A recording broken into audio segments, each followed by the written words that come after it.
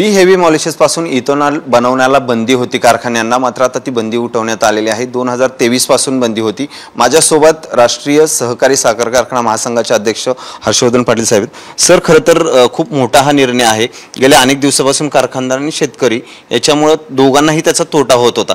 काय नेमकं आता झाले आणि कशा प्रकारे त्याची अंमलबजावणी होईल? डिसेंबर महिन्यामध्ये 2023ला केंद्र सरकारने निर्णय घेतला आणि बी हेवीपासून इथेनॉल करायचं नाही, सिरप आणि ज्यूसपासून इथेनॉल करायचं नाही, असा एक बंदीचा आदेश काढला।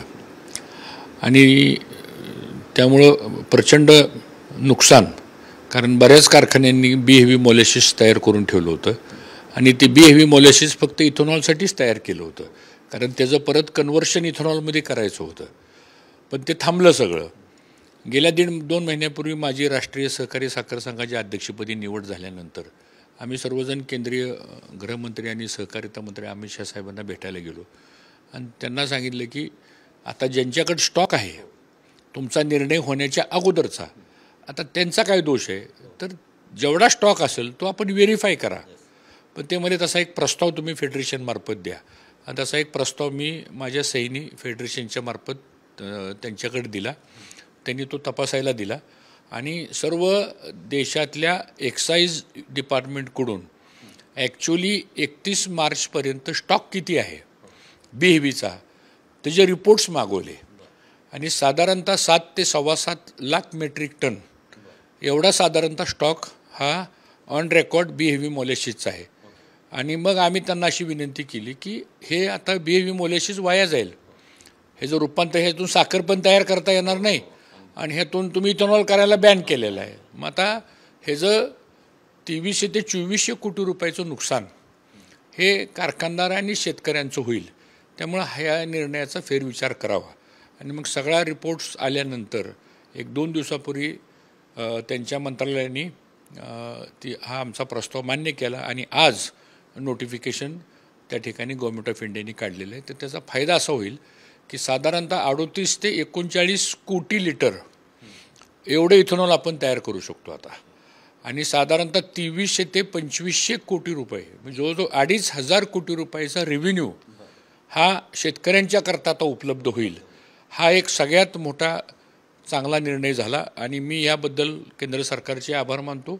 आणि साखर उद्योग हा सोशल इकॉनॉमी इंडस्ट्री आहे आणि अशा पद्धतीने जर हे वापरात आलं नसतं तर हे जर फार मोठं राष्ट्रीय नुकसानसुद्धा झालं असतं। आणि म्हणून हा निर्णय झाला। आता ते 2 ऑर्डर्स निघत आहेत।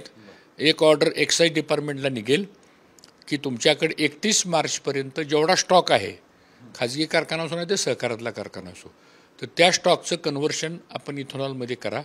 आणि जे कन्व्हर्शन इथेनॉलमध्ये होईल तर त्या 38 कोटी लिटरला ऑइल कंपन्यांनी जो गव्हर्नमेंटने ठरवून दिलेला रेट आहे त्या रेटप्रमाणे ऑइल कंपन्यांनी ते इथेनॉल खरेदी करायचं।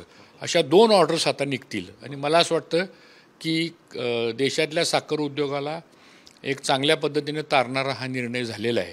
आणि साखर फेडरेशन काय करू शकतं, शेवटी ही सगळ्या शेतकऱ्यांची अपेक्स बॉडी आहे आणि मला आनंद आहे की एक शेतकऱ्याचा मुलगा मी तिथं आज त्या अध्यक्षपदावर काम करतो आहे आणि ह्या सगळ्या साखर उद्योगाला ह्या निर्णयामुळं यश मिळालं आणि एक आर्थिक लाभ आमचा शेतकऱ्यांना FRP द्यायला म्हणा किंवा कारखान्यांना पेमेंट देण्याकरता त्याचा उपयोग होईल।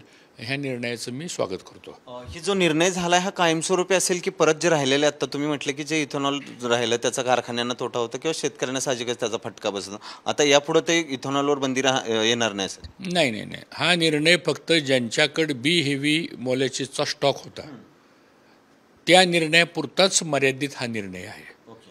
आणि आता कोणाकडे स्टॉकच नाही आहे आता आणि कोणी त्यानंतर केलेलंच नाही आहे। म्हणजे डिसेंबर 2023ला ज्यावेळेस गव्हर्नमेंटने हा निर्णय घेतला तर त्या निर्णयानंतर कोणीच बी हेवी मॉलिशस काढलेलं नाही, सगळे सी मॉलिशसलाच गेले ना। त्यामुळे आता पुढे स्टॉक नाही आहे। परंतु ज्यावेळेस ऑक्टोबर नंतर ज्यावेळेस नवीन कारखान्याचा सीझन सुरू होईल तर आता आचारसंहिता असल्यामुळे त्या विषयावर काही भाष्य करता येणार नाही। यंदा मान्सून चांगला आहे असं म्हणतात, 110% पाऊस चांगला पडेल।